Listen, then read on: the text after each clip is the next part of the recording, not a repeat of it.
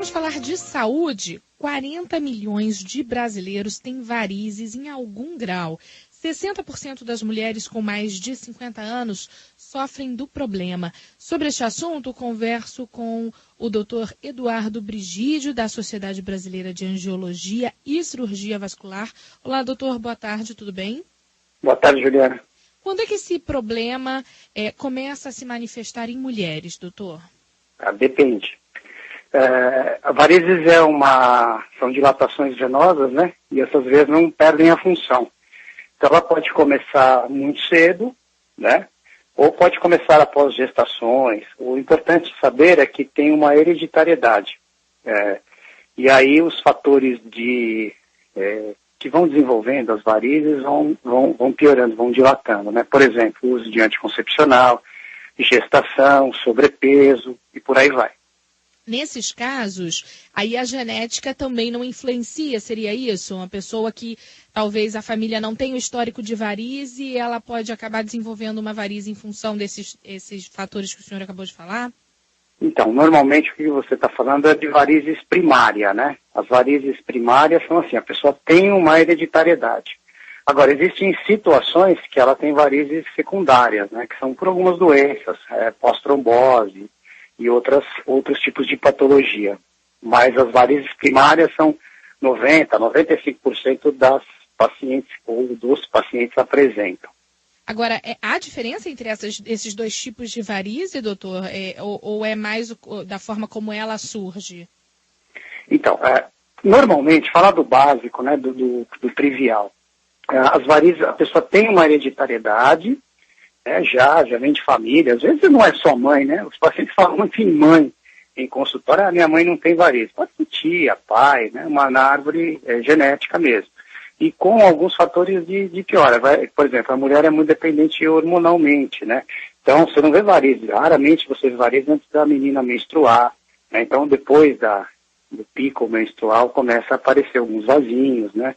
E isso vai piorando de acordo com os fatores desencadeantes. Por exemplo, uso de anticoncepcional pode ajudar a ter vasinho, varizes, sobrepeso, falta de atividade física, muitas gestações também, atividades em pé, parada. Então, são fatores que são desencadeantes.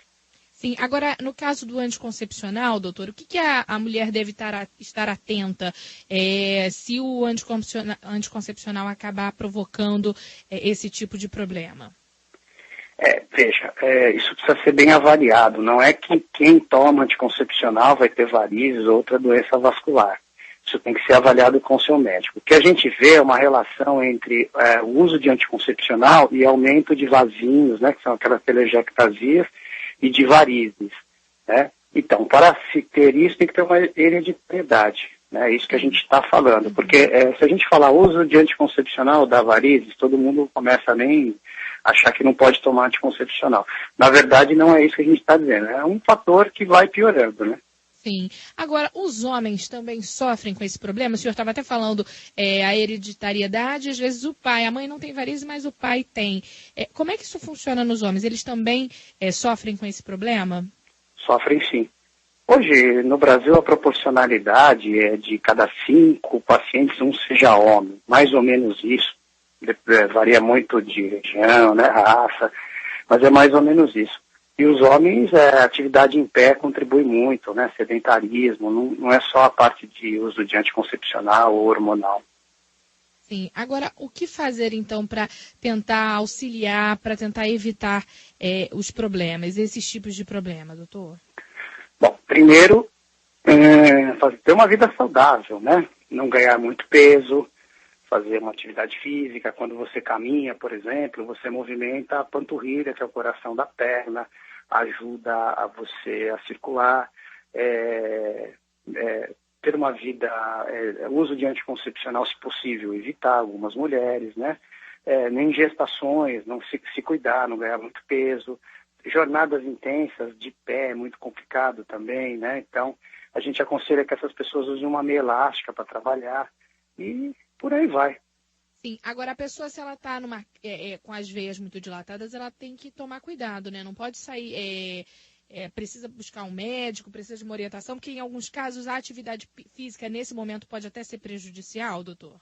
Assim, as veias dilatadas nunca é bom, pode sempre dar problemas, né?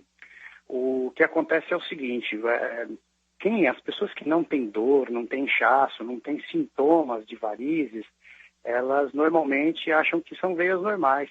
E, na verdade, são varizes. Então, tem que tomar cuidado quando vai fazer, por exemplo, uma cirurgia. Varizes é um fator de trombose. Você tem que estar sempre atento. O ideal, se você vê uma veia dilatada, que você não está gostando da sua perna, alguma coisa assim, não precisa ser esteticamente apenas. Você pode procurar um vascular, consulta com o seu médico, ele vai te orientar direitinho.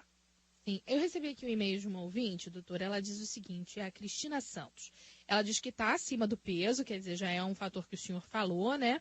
Que ela sempre sentiu muitas dores nas pernas e que ela tem a pele muito branca. E que sempre viu as veias nas pernas, mas elas não são dilatadas aqui, é o que ela está dizendo. E aí ela conta que foi a um angiologista e que o médico checou no consultório as pernas dela, disse que o caso era sério, que ela teria que operar. E aí ela ficou assustada, acabou não fazendo tratamento e não voltou mais ao médico. Aí ela queria uma posição, ela deveria procurar um médico, é preocupante, porque ela diz que não tem as veias dilatadas, né? Mas, pelo que ela está falando aqui, sente também muitas dores nas pernas. É difícil você falar por telefone sem ver a paciente, teria que ser vista. Mas, assim, a princípio, se ela tiver em dúvida, peça uma segunda opinião. Existe um exame que pode checar as veias, que é o ecodoppler venoso, que ele faz um mapeamento, ver se essas venas estão normais, se as veias estão normais. Então, pode ser feita uma correlação entre a dor, o sintoma e o exame laboratorial, né, de imagem. Mas, a princípio, se ela tem muita dor, precisa investigar melhor, né? O que não pode é fugir do médico, né, doutor? Fugir do médico fica meio complicado, né? Vai continuar com o problema. Com certeza. Agora, doutor, alguns alimentos podem ajudar na circulação, evitar ter esses tipos de problema, ter varize, por exemplo? Não é muito relacionado com a alimentação. A gente faz um paralelo até com a hemorroida, né? A hemorroida é uma doença venosa, só que retal. Então, a gente evita alguns alimentos condimentados, pimenta, frutas cítricas, que em alguns pacientes eles pioram os sintomas, mas não é uma coisa frequente que eles comentam, não. Sim, estamos conversando aqui com o doutor Eduardo Brigídio, da Sociedade Brasileira de Angiologia e Cirurgia Vascular. Estamos falando sobre varizes. Dados mostram que 40 milhões de brasileiros têm varizes em algum grau. Agora, doutor, tem muito mito também relacionado à varize, né? Por exemplo, as pessoas falam em cruzar as pernas. Isso é um mito ou é verdade? Esse gesto é prejudicial, por exemplo? Não, esse é mito, né? Cruzada de perna não dá varizes. É que, normalmente, as varizes, algumas veinhas, né? Ficam localizadas na face interna da coxa e a pessoa se incomoda muito com isso. E às vezes associa a esse ato contínuo, né? Mas na verdade isso é um mito. Sim, e o salto alto, doutor? O salto alto, na verdade, o salto alto, se for um salto assim entre 5 centímetros, 7, até ajuda a bomba muscular. O que acontece é o seguinte, pessoas que usam, mulheres principalmente, né? Que usam salto alto assim, acima de 8, 9 centímetros, acaba tendo e com frequência acaba tendo um encurtamento do músculo da panturrilha e tem essa dor, né? Que eles atribuem como se fosse uma dor de varizes, mas na verdade não é não. Sim. Agora, cremes podem melhorar o problema? Desculpe? Cremes podem melhorar o problema? Não vai sumir nada, pode melhorar os sintomas. Sim. Você pega um creme à base de cânfora, mentol, às vezes dá aquela sensação de alívio da queimação, né? Porque varizes dá muita dor em peso, queimação no final do dia. E a pessoa se sente mais confortável, mas o problema dela não vai aliviar, não. O problema dela vai ter que ser tratado. Agora, falando de cirurgia, muitas pessoas chegam a falar que a cirurgia de varize é de alto risco. Isso também é um mito?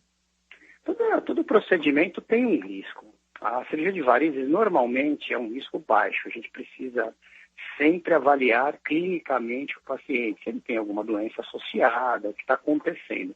Mas é de risco baixo, uma cirurgia que é feita muito realizada, bem realizada, tem um ótimo resultado, tanto funcional quanto estético. Então, eu aconselho, se tiver indicação, de acordo com o seu angiologista, a fazer a cirurgia, sim. Tá certo. Agora, as viagens muito longas, principalmente de avião, criam um ambiente propício para a formação de varizes, doutor? Olha, para a formação de varizes, nem tanto, né, Juliana? Hoje a gente está sendo muito procurado em consultório, né? O brasileiro está viajando mais, viagem internacional. E o que está acontecendo? A gente é procurado em consultório para prevenção de trombose. O que ocorre é que no avião você tem uma imobilidade, né? O pessoal fala até o que chama-se síndrome da classe econômica. Você fica muito apertado, 10, 12 horas no avião. E a pressurização do avião, né, que colaba as veias. E isso pode acontecer uma trombose, alguma coisa nesse nível, não varizes. O que a gente pede é para viajar de meia elástica e avaliar caso a caso. Tem alguns pacientes que a gente tem que estar até com alguns medicamentos para fazer essa viagem de longa distância. Sim, e andar um pouquinho no avião, beber bastante água também ajudam, né? Ajuda bastante a andar no avião, né? Fazer aquele alongamento de panturrilha ajuda bastante. Tinha até umas companhias aéreas que faziam, né?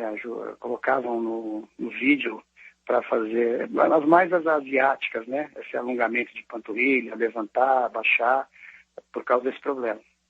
Tá certo, então. Doutor, muito obrigada pela participação aqui no Show da Notícia. Eu que agradeço, Juliana. Tenha uma boa tarde. Boa tarde. Conversamos com o doutor Eduardo Brigídio, da Sociedade Brasileira de Angiologia e Cirurgia Vascular. Falamos aqui sobre varizes. 40 milhões de brasileiros têm varizes em algum grau e 60% das mulheres com mais de 50 anos sofrem do problema.